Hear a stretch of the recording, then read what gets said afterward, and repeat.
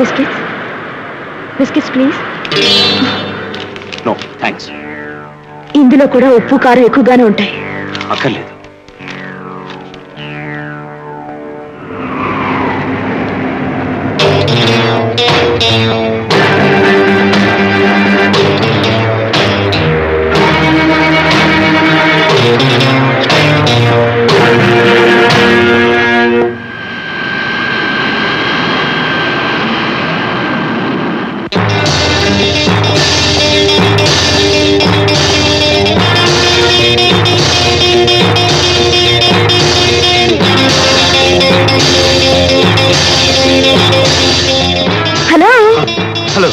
Coffee తాగి వస్తారా? No. పోనీ కూల్ డ్రింక్? అక్కర్లేదు. కాసేపు అలా సరదాగా కూర్చొని మాట్లాడుకున్నారండి. సారీ, నాకు టైం లేదు. ఏమిటి కంగారుగా ఉన్నారు? Please 1 minute.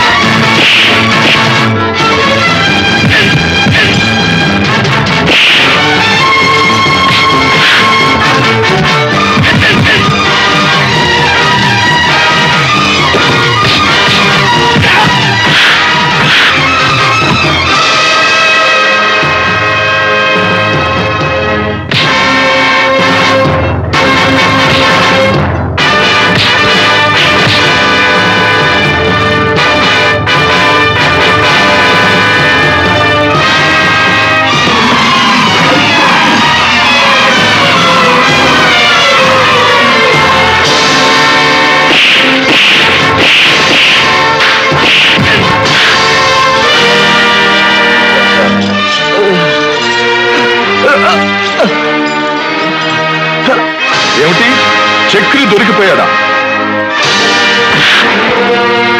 చాణక్య, ఈ కేసు మీద మా నాన్నను కూడా అరెస్ట్ చేయాలని చూస్తున్నావేమో. ఐస్ ఫ్యాక్టరీ నా పేరునుంది. దాంతో మా నాన్నకేమీ సంబంధం లేదని చెప్తాను. బయట ఉన్న మా నాన్న నీ తాట ఊలిపిస్తాడు. నువ్వు నోరు ముయ్యకపోతే నీ నోటి తీట నేను వదిలిస్తాను. ఓ రాణా ది గ్రేట్, సాక్ష్యాలకు దొరకని మనిషి, 73 కోట్లకు అధిపతి ఏమిటో ఇలా వచ్చారు. ఛాలెంజ్ నెరవేర్చుకున్నావుగా చాణక్య. చెప్పాను కదా, చాణక్య అన్నది నా పేరు, ఛాలెంజ్ చేయటం నా స్టైల్ అని. చీకట్లో మర్డర్ చేయడం తప్ప మానవత్వం తెలియని ఈ చేతులు చాచి అర్థిస్తున్నాను. పోలీసుల దాకా వెళ్ళక ముందే పరిష్కరించుకుందాం. నువ్వు ఎంత దీనంగా హీనంగా అడుక్కున్నా ఈ చాణక్య మారడు, అతని నిజాయితీ మారదు. నీ కొడుకును అప్రూవర్ గా మారిస్తే శిక్ష తగ్గుతుంది. ఎప్రూవర్ భిక్షాందేహి అని చేతులు చాచినంత మాత్రాన రావణాసురుడు చావలేదు చాణక్య. సీతను ఎత్తుకుపోయాడు. పుత్ర భిక్షాందేహి అని చాచిన ఈ చేతులు ఊరుకోవు, నీ పీక నొక్కాలనే చూస్తాయి. న్యాయం గొంతు, ధర్మం చేతులు, నీతికి ఊపిరి, ఇవి చాలా గట్టివి మిస్టర్ రాణా. వాటిని నొక్కేయాలన్నా విరిచేయాలన్నా అంత తేలిక కాదు. Be careful. ఇదేమిటి? ప్రేమతో నీకిచ్చే కానుక. బాగుంది. నువ్వు చేసిన సాహసానికి మీ డిపార్ట్మెంట్ మెచ్చుకుని నీకు ఇస్తే నువ్వు నాకు కానుకగా ఇస్తున్నావా? ఆ స్మగ్లర్స్ నేను పట్టుకోవడానికి సహకరించింది నువ్వే కదా, కాబట్టి ఈ కానుకలో నీకు భాగం ఉంది. చూడు, ప్రేమ యాత్రలో మనసులు ఇచ్చిపుచ్చుకున్న మనం ఈ కానుకను కూడా పంచుకుందాం. ఇది మనిద్దరిదీను. Daddy, daddy, mummy, mummy. ఏడు బాబు, ఏమిటంత ఆనందంగా ఉన్నావు? నీ అరుపులు వింటుంటే థర్డ్ వరల్డ్ వార్ జరిగినట్టుంది, నీ ఫేస్ చూస్తుంటే 8th వండర్ జరిగినట్టుంది. ఇది వండర్ కాదు డాడీ, మీకు అవార్డ్, మన కుటుంబానికి reward. What is it my son? Bangladesh war జరిగినప్పుడు మేజర్ గా నువ్వు చూపించిన ధైర్య సాహసాలను గుర్తించి ప్రభుత్వం నీకు పద్మశ్రీ బిరుదిచ్చింది డాడీ. బాబు అవునమ్మా. Yes, Padmashri Nagarjun. Congratulation. Very happy. My dear son, ఒక సామాన్యమైన కుటుంబంలో పుట్టి సాధారణమైన సైనికుడిగా జీవితాన్ని ప్రారంభించి మేజర్ గానే జీవన యాత్ర ముగిసిపోతుందనుకుంటున్న ఈ సమయంలో ప్రభుత్వం నాకు ఈ గౌరవాన్ని ఇచ్చి, really it is a very happiest day in my life. ఏమండి, నాకెంత ఆనందంగా ఉందో. ఆనందంగా ఉందని అలా నిలబడతానుట.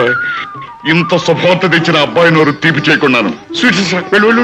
Hello hello hello my dear friend, congratulations, congratulations. నిజంగా ఈ రోజు నేను నీ స్నేహితులని చెప్పుకోవడానికి ఎంతో గర్వపడుతున్నాను. Padmashri Nagarjuna is my friend, is my friend, is my friend, is my friend అని చెప్పుకుంటాను నా దగ్గరకు వచ్చే పేషెంట్స్ అందరితో కూడాను.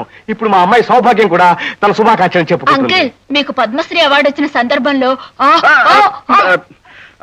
అంకుల్, ఆరోగ్యం, అమ్మాయి సౌభాగ్యం ఆరోగ్యం మీరు కొంచెం నిర్లక్ష్యం చేస్తున్నారు. అబ్బే, అది అనారోగ్యం కాదయ్యా, అది దాని అలవాటుగా మారడం నా దౌర్భాగ్యం. ఏమండి, ఒకసారి రండి, లోపల రండి.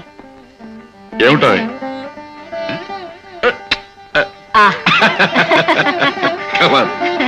స్వీట్స్ అందరికి ఎలా ఆరోగ్యం? అబ్బాయి చేతిలో టెలిగ్రామ్ ఎలాగే ఉంది? ఈ విషయం అప్పుడే నీకు ఎలా తెలిసింది? వస్తూ దారిలో నేనే చెప్పాను డాడీ. ఇకపోతే నేను వస్తూ దారిలో మన మిత్రులందరికీ చెప్పుకుంటూ వచ్చాను. అంతేకాదు, రేపు సాయంత్రం ఆంధ్ర క్లబ్ లో నీకు సన్మానం చేయాలని తీర్మానం కూడా చేశాను. ఒరే, ఇలాంటి విషయాలంటే నాకు డెడ్ అగైనెస్ట్ నీకు తెలుసుగా. ఒరే, అలా అంటే ఎలారా? నా చిరకాల మిత్రుడికి పద్మశ్రీ వచ్చిన శుభ సమయంలో కాస్త సంతోషాన్ని తెలియపరచుకోవడానికి కూడా ఒప్పుకోకపోతే ఎలారా? ఒరే, కనీసం గట్టు మిత్రుడికైనా ఒప్పుకోరా, లేకపోతే ఆరోగ్య అనారోగ్యం పాలైపోతాడు. What you say my son? Proceed daddy. Okay okay. Oh